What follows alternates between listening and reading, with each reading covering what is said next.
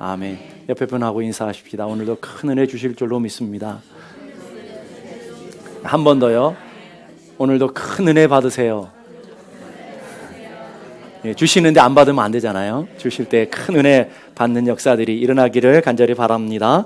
주님을 만나는 시간, 하나님의 말씀이 들려지는 시간, 오늘도 우리가 간절히 기도했던 것들이 말씀을 통해서 응답받는 놀라운 은혜들이 오늘 이 시간 있기를 주님의 이름으로 축복합니다. 본문은 물이 포도주가 되는 놀라운 기적의 사건을 기록하고 있습니다. 여러분도 이미 잘 알고 있지만 그 속에 담겨져 있는 영적인 의미들을 알고 말씀을 읽는 분들은 만나기가 쉽지 않습니다. 오늘 말씀은 예수님이 이 땅에서 행하신 첫 기적 이야기를 설명하고 있어요. 기적이라는 것은 인간이 보통 경험하기 힘든 이성과 상식을 초월한 초자연적인 사건을 우리는 기적이라고 하고 있어요. 근데 오늘 놀라운 것은 이 말씀을 정리하고 결론에 이르렀을 때에 이 말씀을 단순한 기적으로 설명하고 있는 게 아니라 기적 너머에 기적을 통해서 하나님이 주시는 큰 뜻들이 있다는 것을 우리에게 가르쳐 주고 있습니다. 11절 말씀 다 같이 읽겠습니다. 예수께서 이 첫 표적을 갈릴리 가나에서 행하여 그의 영광을 나타내심에 제 아들이 그를 믿으니라. 자, 본문에 가장 중요한 단어가 있는데 그 단어가 뭐냐면 표적이라는 단어예요. 요한복음은 이 물이 포도주 되는 사건을 기적이라고 설명해야 되는데 단순히 기적이라는 단어를 쓰지 아니하고 표적이라고 하는 헬라어의 세메이온이라는 단어를 쓰고 있다는 거예요. 이것은 단순한 현상, 기적이 아니고 사인을 얘기하는 거예요. 여러분들이 차를 몰고 하이웨이를 달리다 보면 그린빌 하는 사인이 나오죠. 그 그린빌 사인이 그 그린빌이 아니잖아요. 잘 모르세요?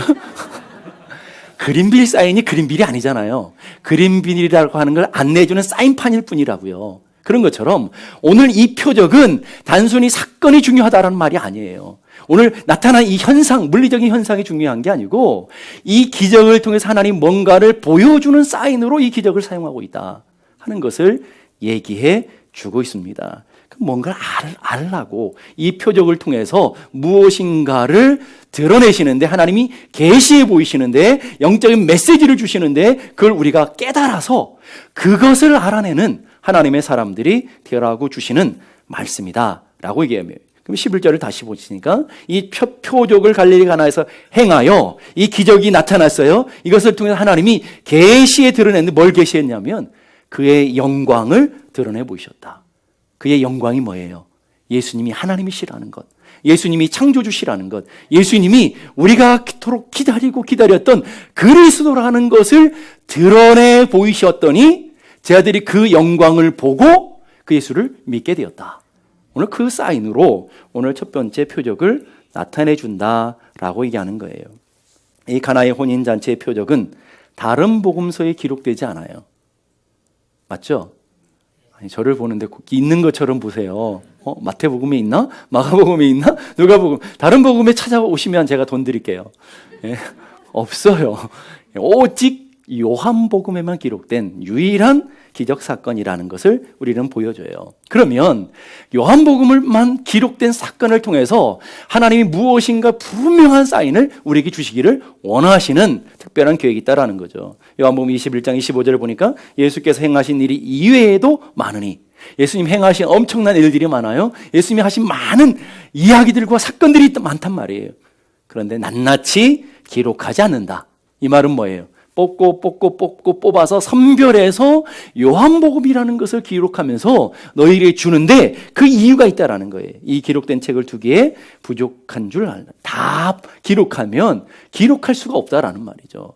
그래서 선별하고 뽑고 뽑아서 이 7가지의 표적, 요한복음에 7개의 표적이 나오는데 7가지의 표적을 통해서 무엇인가를 우리에게 가르쳐주고 무엇인가를 분명하게 드러내 보이시기를 원하시는데 첫 번째 표적이 요한복음 2장 물이 포도주 된 사건, 요한복음 4장의 두 번째 왕의 신하 아들이 나는 고침받는 사건, 5장에는 베데스다 목가에 38년 된 병자가 낫는 사건, 6장에는 두 개의 큰 표적이 나오는데 오병이어로 5,000명을 먹이시는 장정은 5,000명을 먹이시고 그것이 끝난 다음에 무리를 건너 풍랑이는 물을 건너서 풍랑을 잔잔케 하는 그 표적. 그게 네 번째, 5번째이고요. 그리고 9장으로 가면 소경을 고치시는 표적, 그리고 마지막 11장에 죽은 나사로를 살리시는 표적, 이것을 통해서 주님이 분명하게 우리에게 가르쳐 주시고자 하시는 이유가 있다라는 거예요. 그 뜻이 있다라는 거예요. 그러면서 친절하게 요한복음은 그 이유를 설명해 주고 있어요. 내가 이걸 기록하는 이유가 있는데, 너희들에게 성경을 기록하는 목적이 있는데, 너희들이 이 말씀을 통해서, 이 사건들을 통해서, 이 표적을 통해서 이거 깨닫고 이거 좀 마음에 새겼으면 좋겠다. 그게 뭐냐면 요한복음 20장 31절 다 같이 우리 한번 읽어보십시다. 시작. 오직 이것을 기록함은 너희로 예수께서 하나님의 아들 그리스도이심을 믿게 하려 함이요 또 너희로 믿고 그 이름을 힘입어 생명을 얻게 하려 함이라. 자, 이 요한복음 강해를 하면서 첫 번째 시간에도 제가 여러분들에게 말씀드렸어요.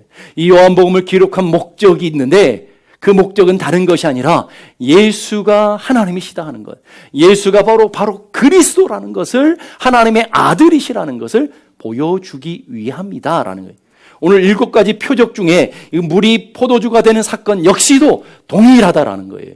그 일을 통해서 예수님이 창조주 되시고 예수님이 그 하나님 되신다는 것, 그 하나님이시라는 것을 우리에게 가르쳐 주기 위함이다. 뭐 때문에요? 그 다음에 나와요. 너희로 그 예수를 믿고 그 이름을 힘입어 생명 얻게 하기 위해서. 그 예수 그리스도가 누군지를 분명히 알려주는 이유가 있어요. 계시의 목적은 뭐예요? 우리에게 믿음 주기 위해서, 그 사건들을 맛봄으로, 그걸 깨달음으로 믿음을 얻고 그 믿음을 통해서 뭐 한다고요? 영원한 생명 얻도록 하기 위해서 이 표적을 기록했다, 이 요한복음을 기록했다라고 우리에게 약속하고 있어요. 그것을 전체 우리 창세기부터 요한계시록까지 말씀을 다 짜서 세 단어만 뽑아내라면 세 단어로 충분히 설명한다 그랬죠. 그게 뭐였어요? 예수, 믿음, 생명. 예수, 믿음, 영생이라는 이 세 단어로 성경 전체를 짜낼 수 있다라고 얘기하고 있죠. 바로 오늘 이 첫 번째 표적도 그 이야기를 해주고 있다는 거예요. 그래서 요한복음은 이 예수님이 하나님과 동일하신 분, 바로 그 하나님, 창조주 하나님이시라는 것으로 요한복음은 시작하고 있어요. 그 요한복음의 시작은 창세기 1장 1절의 말씀을 인용해서 시작하고 있는 거죠. 창세기 1장 1절 다 같이 시작. 태초에 하나님이 천지를 창조하시니라. 하나님 이 땅에 말씀을 주시면서 이 땅의 성도들에게, 이 땅의 교회들에게 하나님이 누구신지를 가르쳐주는 첫 번째 메시지가 뭐냐면 하나님은 창조주시다라는 거예요.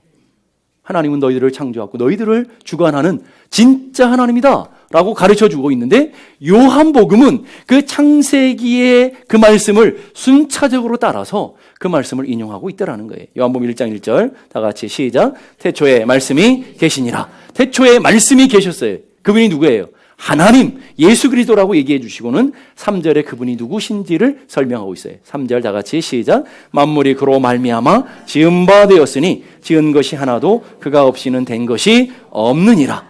예수님이야말로 그 창조주 하나님 되시는 바로 그분이시다라고 요한복음은 시작하고 있죠. 그리고 2장으로 가서 물이 포도주 되는 사건을 통해서 바로 그분이, 예수 그리스도가 이 땅에 새 창조를 만들어내시는 바로 그분이야라고 삶의 형태를 통해서, 삶의 사건들을 통해서 설명해 주고 있다라는 거예요. 구약 창세기의 창조주 하나님이 이 땅에 외형적인, 이 땅의 형태적인, 물리적인 것들을 창조해 내셨다고 한다면, 신약의 창조주 되시는 예수 그리스도께서 우리의 심령에 파괴되어서 이제 혼돈과 공허 가운데 있는, 죽음 가운데 있는 우리들을 새 창조하셔서 우리를 새롭게 만드시는 새 창조의 역사를 이루기 위해서 예수 그리스도께서 이 땅에 오셨다. 오늘 너희들을 찾아오셨다. 하늘 보좌를 버리시고 이 땅 가운데 그분이 우리에게 오셨고, 물이 포도주 되는 사건 첫 번째 기적 사건을 통해서, 첫 번째 표적 사건을 통해서 예수님이 누구신지, 그분이 이 땅에 왜 오셨는지를 우리에게 분명하게 설명해 주고 있다라는 거예요. 신학자 폴 틸리라고 하는 신학자는 새로운 존재라고 하는 책에 썩에 보면, 내게 기독교 메시지의 핵심이 한마디로 무엇이냐고 묻는다면, 기독교 핵심이 무엇입니까? 라고 한마디로 묻는다고 한다면 이렇게 새 창조라고 말하겠습니다. 성경 전체는 예수 그리스도로 말미암아 새 창조되는 역사가 핵심이라는 거예요. 자, 그럼 우리가 오늘 가나의 혼인잔치집으로 다시 돌아가십시다. 가나의 혼인잔치의 결정적인 문제가 뭐였어요? 네, 3절의 말씀 다 같이 보십시다. 3절 다 같이 시작. 포도주가 떨어진지라 예수의 어머니가 예수에게 이르되 저들에게 포도주가 없다 하니. 포도주가 떨어졌어요. 잔치집에 포도주가 떨어진 것이 문제였어요. 뭐 그런 문제를 가지고 큰 문제가. 여러분 그렇게 생각하면 안 돼요. 이 유대에서 이 포도주는 잔치에서 가장 소중한 거예요. 잔치는 기쁨을 상징하고 잔치에 포도주는 기쁨을 상징하고 포도주가 떨어진 것은 기쁨을 잃어버린 것을 얘기하는 거예요. 그럼 여러분들이 여러분의 입장에서 한번 잘 보시면 돼요. 전라도에 결혼식에 가면 반드시 나오는 게 있어요. 뭐예요? 예, 군침 돌리지 마시고요. 예? 그 홍어 무침, 홍어가 반드시 나오지 않으면 이 잔치는 엉망이라고 그러죠. 사람들이 지탄을 받는 거예요. 제주도에서는 꼭 나오는 음식이 있어요. 잔치집 국수와 그리고 돼지고기. 돼지를 몇 마리 잡는지 몰라요. 저희 누님 결혼할 때도 11마리인가를 잡았어요. 그러니까 동네 잔치는 한 3일 동안 매일 아침, 점심, 저녁으로 동네 식구들이 다 나와가지고 그걸 먹는 거예요. 이 돼지고기가 끝나면 잔치가 끝나는 거예요. 그래 얼마나 사람들이 조롱을, 야, 형편없다, 엉망이다, 이렇게 조롱과 비판을 받을 수밖에 없는 것이 그런 음식인 것처럼 유대에서는 포도주가 바로 그런 음식이었다 하는 걸 여러분 상상하면 이 잔치집이 얼마나 엉망이 됐는지를 여러분이 아실 거라고요. 갑자기 기쁨과 충만한 그런 것들로 가득 찼던 잔치집이 포도주 하나가 끊어짐으로 인해서 초상집으로 바뀌어버렸어요. 슬픔과 탄식과 그리고 변명과 불평과 괴로움의 자리로 바뀌어버리는 그 모습으로 그려주고 있어요. 자, 그림을 잘 보니까 오늘 그 모습이 가나의 잔치집에 포도주가 떨어져 있는 모습, 풍성함과 기쁨과 은혜로 시작했던 잔치집이 포도주 하나 떨어짐으로 인해서 절망과 탄식과 낭망의 이 장례집으로 바뀌어져 있는 이 현상은 오늘 우리 인생 같지 않아요? 하나님께서 이 땅을 만드시면서 오늘 우리들을 향해서 기쁨과 행복과 은혜가 충만한 잔치집 같은 인생을 만들어 주셨는데 갑자기 포도주 떨어짐으로, 은혜가 떨어짐으로, 하나님을 떠남으로 이 땅의 절망과 탄식과 죽음과 두려움이 내려지는 장례집 같은 집으로 바뀌어져 버린 것을 보게 되는 거죠. 성경은 그래서 결혼으로 시작해서 결혼으로 끝나죠. 창세기 아담과 하와의 결혼으로 시작해서 계속 결혼의 이야기들, 신랑 되시는 하나님과 신부 되시는 이스라엘, 신랑 되시는 하나님과 신부 되는 교회에 대한 결혼의 이야기를 하다가 마지막 결론은 어린 양의 결혼잔치로 성경은 끝나는 것을 보게 돼요. 결혼의 이야기. 하나님께서 아담과 하와를 결혼시키시고 어디에 두셔요?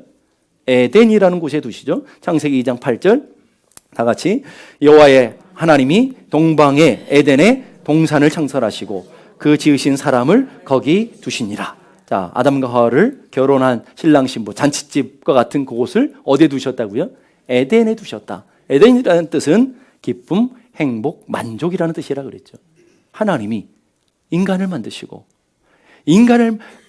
하나님을 향한 마음을 표현하시는데 에덴이라는 곳을 두시면서 야, 너희들이 기쁨이 충만해. 너희들이 정말 은혜가 충만한 삶, 행복이 가득한 삶, 그 삶이 내가 너희들을 향한 간절한 마음이야. 내가 너희를 향한 간절한 기대야. 이게 잔치집이죠. 잔치집과 같은 인생을 하나님께서 열어 보여주셨죠. 그 잔치집과 같은 집, 은혜와 기쁨과 행복이 만족하고 하나님의 은혜로 충만해졌던 그 에덴 동산이 죄로 말미암아 하나님과 단절되게 되어지죠. 그래서 그 잔치집이 변해서 초상집으로 바뀌어지고 말았다라는 거예요. 인간의 범죄로 말미암아 인간의 파멸과 절망과 눈물과 고난과 사망이 이르게 되어지고 인간의 심령 가운데 두려움과 염려와 근심이 찾아와 초상집의 마음으로 변해버리고 인생 가운데 가시와 엉겅퀴를 이어서 인간을 고통스럽게 하고 두렵게 하고 낙심하게 하고 도망자된 삶을 살아가게 돼. 가정도 서로를 바라보면서 내 살 중에 살이요, 뼈 중에 뼈요, 너는 내 몸이고 너는 또 너를 없이는 살아갈 수 없었다고 한 그 가정이 저 여자 때문에, 저 남자 때문에 이러면서 원망과 갈등과 탄식의 자리로 바뀌어버리는 초상집이 되어버리고 말았다고요. 우리 인생 자체가. 이게 오늘 우리들의 모습, 우리 현주소라는 것을 분명하게 가르쳐 주고 있는 거죠. 그래서 존 밀턴이라는 분은 신락원, 낙원을 잃어버린다는 뜻이죠. 신락원이라는 글에서 책에서 이렇게 써요. 인간이 에덴에서 멀어지는 순간 진정한 기쁨과 행복을 상실하게 되었다. 아무리 세상의 것이 가지고, 아무리 세상의 것들로 채워지고, 아무리 세상의 것들을 많이 누려도 우리의 심령 가운데 텅 빈 공간이 생겼다는, 그 공간을 채울 수 있는 것이 이 땅에 하나도 없게 되었다. 기쁨을 잃어버리고 충만함을 잃어버리고 영광과 행복을 잃어버린 인간이 되어버리고 말았다라는 거예요. 예수님은 그 장례집과 같은 그 집에 예수 그리스도께서 오심으로 완전한 잔치집으로 다시 더 큰 영광과 기쁨이 있는 잔치집으로 바꿔 버리시죠. 바로 예수님이 이 땅에 오셔서 하실 일이 그 일이라는 거예요.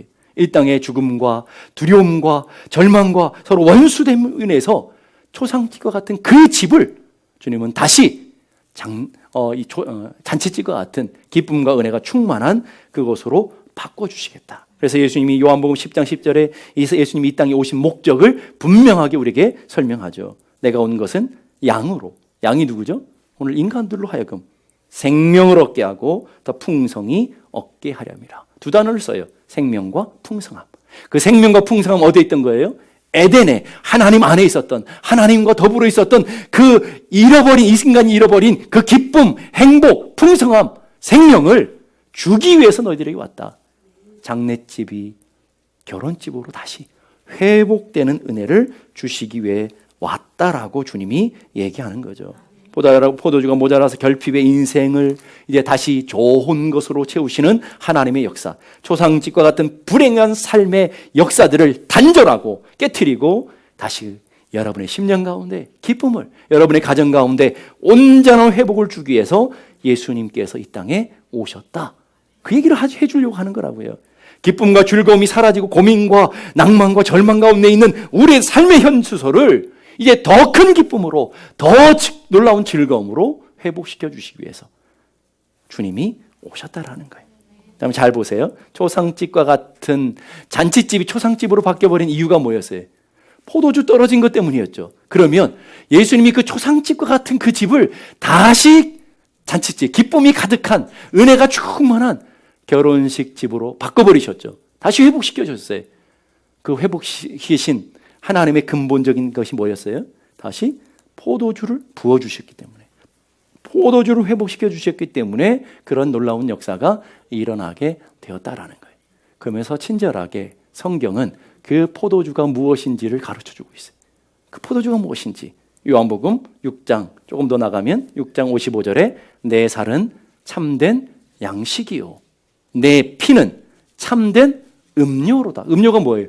포도주라는 말이에요, 여러분. 이스라엘 백성들의 음료는 다 포도주예요. 내가 그 포도주다. 내가 그 포도주가 되어줌으로 사망과 절망과 낙심 가운데 있는 이 장례집과 같은 인생을 기쁨의 잔치집으로 회복시키겠다. 마태복음 26장에 보면 예수님이 십자가를 지기 바로 전에 제자들을 불러 모으시고 주의 잔을 주의 떡을 나누시면서 주님의 죽으심에 대한 의미를 가르쳐 주죠. 잔을 나누시면서 이것은 죄사함을 얻게 하려는 많은 사람을 위하여 흘리는 바, 뭐라고요? 나의 피, 곧 언약의 피다. 구약이 말했던 그 언약이 아닌 새 언약의 피. 에스겔이 말하고 에레미야가 예언했던 그 새 언약의 피, 그 피가 포도주인데 그 포도주가 나다라고 얘기하는 거예요. 나를 통해서 사망에 이르렀던 사람이 생명으로 가게 되고 장례집과 같은 인생이 잔치집 기쁨으로 가득한 그 집 이루기 위해서 내가 왔다라고 설명해 주고 계시는 것을 믿을 수 있기를 간절히 바랍니다. 그러면서 요한복음 15장 11절 다 같이 시작. 내가 이것을 너에게 이름은 내 기쁨이 너희 안에 있어 너희 기쁨을 충만하게 하려 합니다. 오늘 보세요. 기쁨이라는 단어, 다시 충만함이라는 단어를 또 쓰고 있어요. 요한복음에 많이 나오는 단어들이에요. 기쁨과 충만함. 이건 에덴의 언어라고 그랬어요. 인간이 잃어버린 언어예요. 그런데 그 기쁨과 충만함을 너희들에게 주기 위해 왔다라고 얘기하시면서 그것이 어디로부터 온 거라고요? 내게 있는 기쁨, 내게 있는 충만함을 너희들에게 주기 위해서 왔다. 자, 요한복음 15장을 자세히 보세요. 요한복음 시작은 나는 포도나무에 너희는 가지다. 이로부터 시작해요. 나는 포도나무 너희는 가지인데 그 가지가 열매를 맺고 가지가 풍성해지기 위해서는 조건이 하나가 있어야 된다고 그랬어요. 그 조건이 뭐예요? 나의 안에 거하라. 나에게 붙어 있어야 돼. 거기서부터 기쁨이 오고 거기서부터 생명이 오고 거기서부터 은혜가 쏟아지기 때문에 너희들이 내 안에 거해서 나에게 붙어 있어서 그 은혜를 누리는 삶을 살아가래. 그 기쁨, 그 은혜, 그 평강을 여러분은 누리고 있습니까? 주님께 붙어 있어야. 주님께 나와요. 그래서 어떤 분이 그래요. 주님께 나오니 그 주님을 어떻게 만납니까? 주님께 어떻게 붙어 있어요? 오늘도 이 시간 강단을 통해 선포되는 그 말씀이 내 심령 가운데 다가오는 게 그게 주님께 붙어 있는 거예요. 내가 오늘도 그 말씀을 붙들고 살아가는 게 주님께 붙어 있는 삶이에요.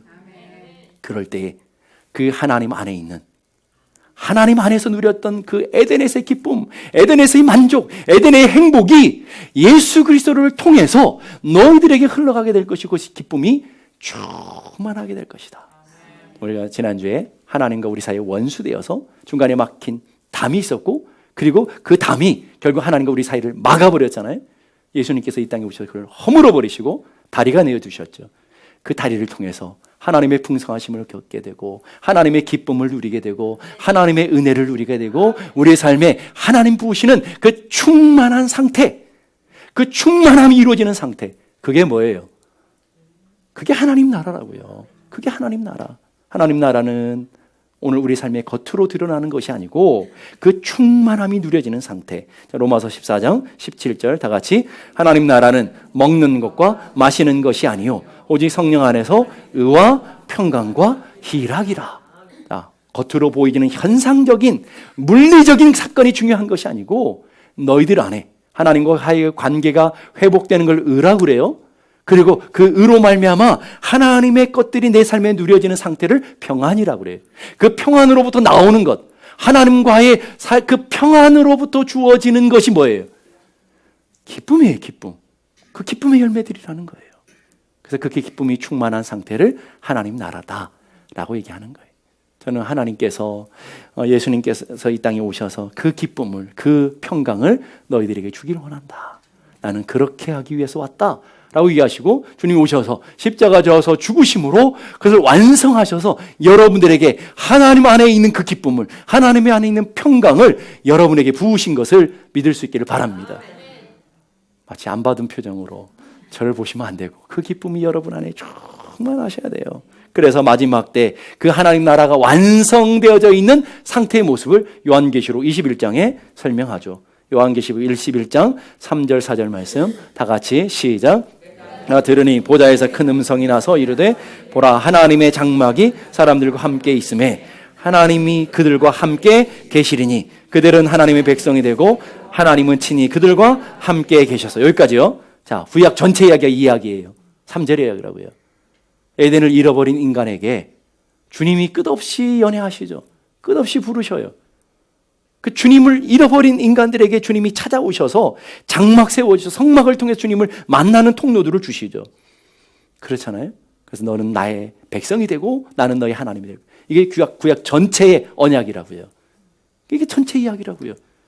그런데 그것이 온전히 완성된다는 말이에요. 완성되어서 예수님이 임마누엘로 이 땅에 오셨지만 그날에는 하나님이 온전히 너희들과 함께 계셔서 그 장막을 쳐서 너희와 함께 영원한 삶을 살게 될 것이다. 그 얘기를 해주시고 나서 그 다음에 4절에는 그 현상을 얘기해요. 그렇게 되면 나타나는 우리 삶의 현상들, 열매들을 얘기해줘요. 다 같이 4절 시작. 모든 눈물을 그 눈에서 닦아주시니 다시는 사망이 없고 애통하는 것이나 곡하는 것이나 아픈 것이 다시 있지 아니하리니 처음 것들이 다 지나갔습니다. 자, 보세요. 눈물을 없애버려요. 자, 아담과 하와가 에덴에서 쫓겨났을 때 막 웃으면서 나갔을까요? 탄식하며 울며 고통 가운데 하나님 잃어버린 그 아픔들을 누리며 나갔을 거라고요. 곡하는 것, 아픈 것, 이게 뭐예요? 이 땅에 누려지는 죄인들에게 있어지는 하나님의 진노였잖아요. 에덴 잃어버린 죄 가운데 있는 아담과 하와에게 주어졌던 하나님의 진노였잖아요. 근데 그걸 다 거두시겠다는 거예요. 그건 무슨 말이에요? 장례집을 잔치집으로 바꿔주시겠다 하는 하나님의 약속이에요.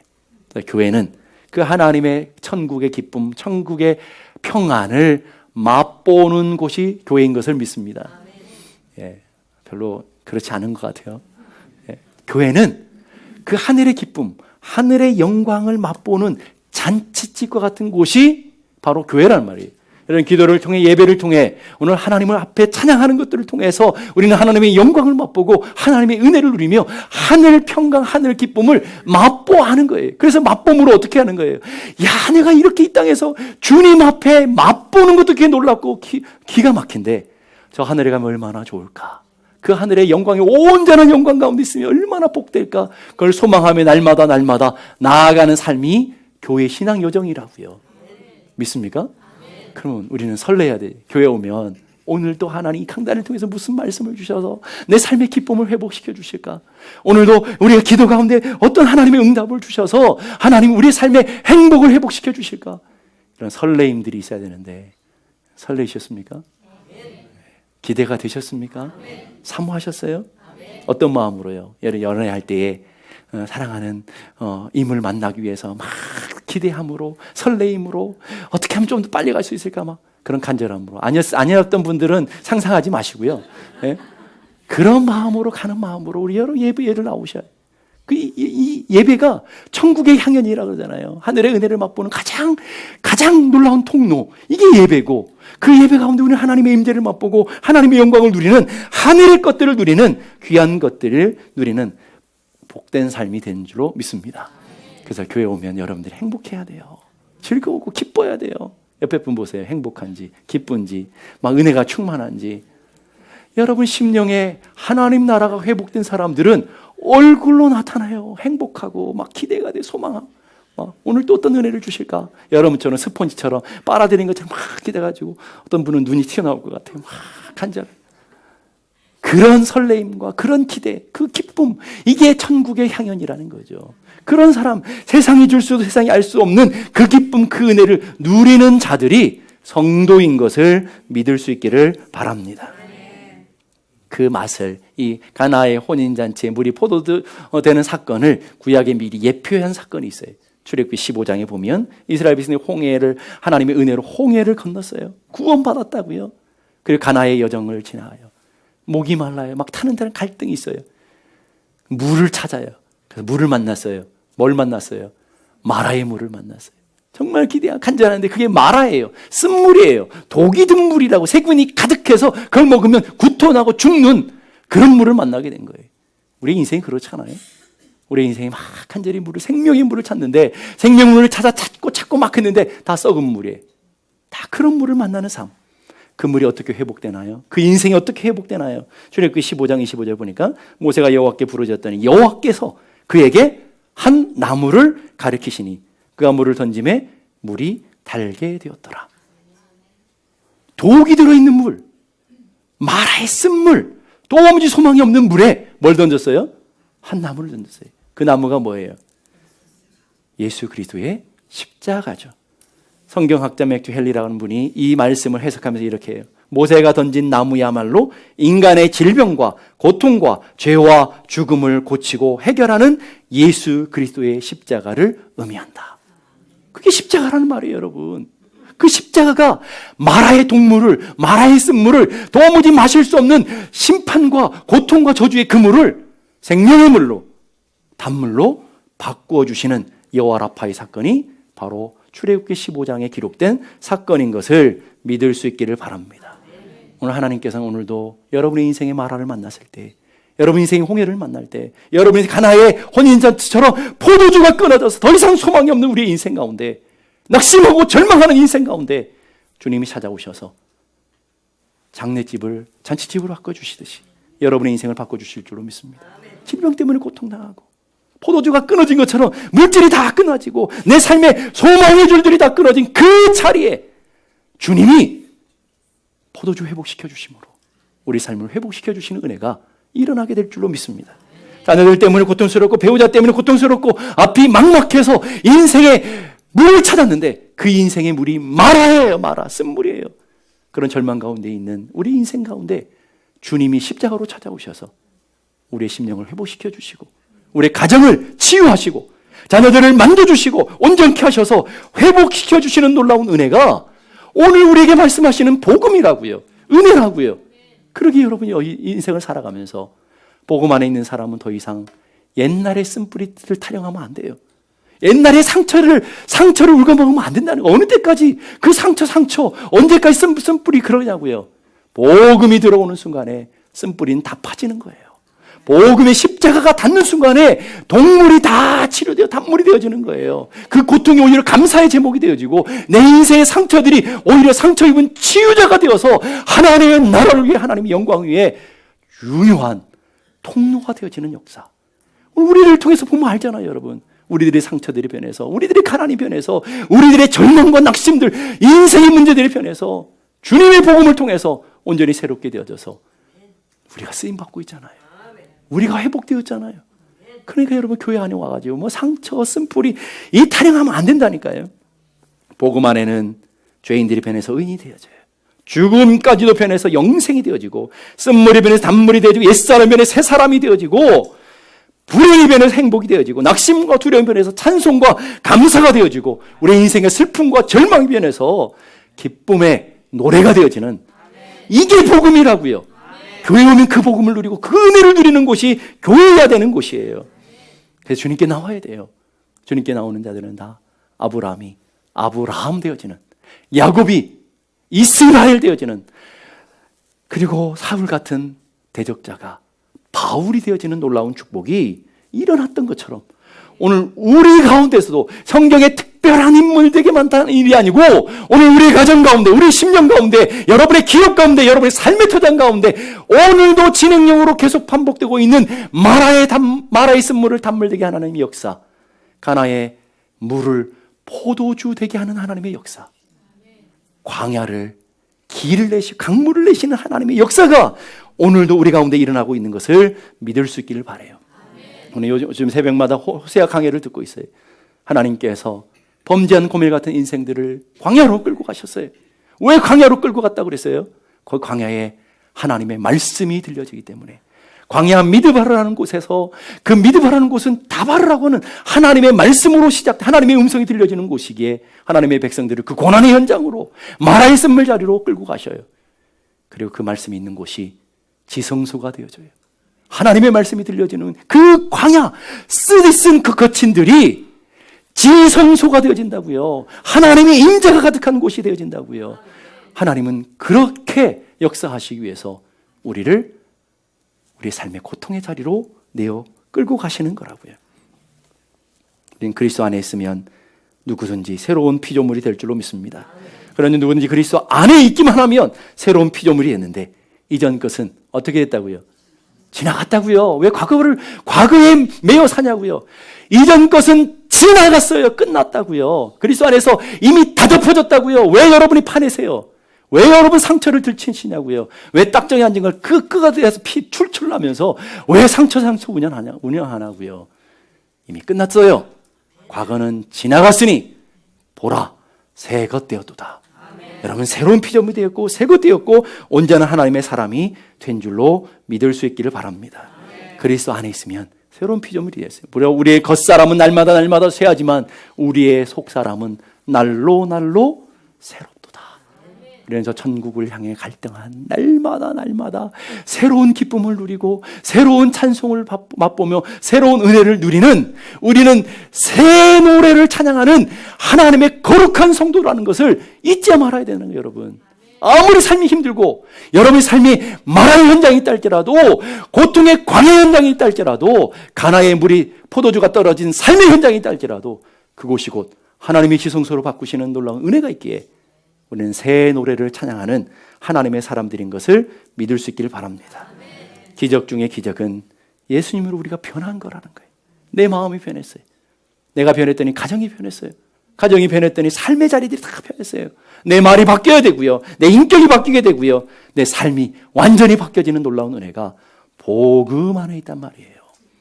그러니까 나는 이런 사람이야, 나는 안 돼, 나는 못해, 이게 아니고 우리는 말씀하잖아요. 내게 능력 주시는 자 안에서 내가 모든 것을 할 수 있다면서요.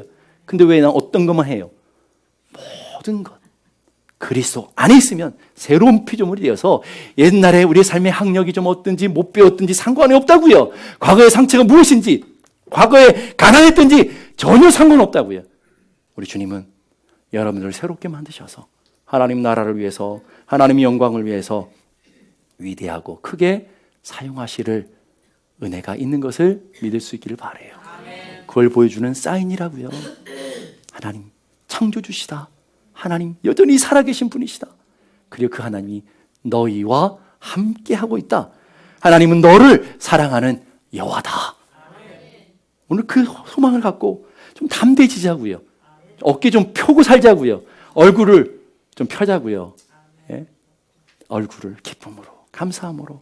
그래서 여러분의 말이 바뀌고 긍정적인 말로 바꾸고 하나님의 은혜를 기대하는 말로 바뀌고 여러분의 인격이 바뀌어지는 포도주 된 삶. 물은요 가만 놔두면 썩어요. 냄새나요. 아무리 제가 이게 물을 마시지만 이게 일주일 가면 제가 안 먹어요. 예? 썩고 냄새 난다고요. 인생이 그런 거예요. 세월이 가면 갈수록 썩어지고 인간의 욕망의 냄새, 이 인간의 겉이 쇠하는 그런 것만 볼 수 있어요. 그런데 그 물을 썩고 냄새나고 소망이 없는 그 물을 뭘로 바꾸셨다고요? 포도주로요. 포도주는요 금방 마실 때 별로 맛이 없어요. 오래 아시네요? 오래 가야 비싸요.